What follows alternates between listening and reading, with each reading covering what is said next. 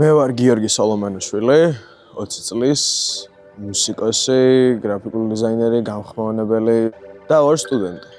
სტუდენტობა ამ ქვეყანაში, მარტივი არ არის, საკმაოდ რთულია, ძალიან დამღლელი არის ხოლმე და ესეთი, რაც არ უნდა მაინც აქტიური და დინამიური ცხოვრება როგორ კარგია, საბოლოოში მაინც ხანდახან ცოტა ბევრი სტრესი არის ხოლმე და ძალიან დამღლელია.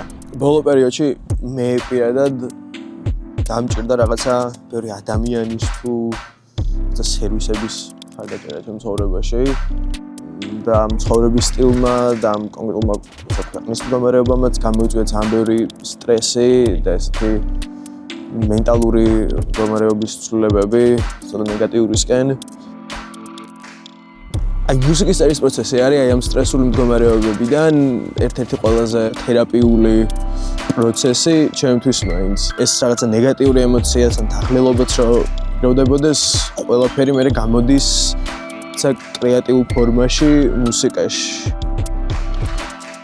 ჩემ პირად ცხოვრებაშიც, ოჯახშიც, მეგობრებშიც სულ რაღაცა ხარდაჭერა მაგზნობინებს, რომ არ ხარ მარტო და უნდა გააგრძელო.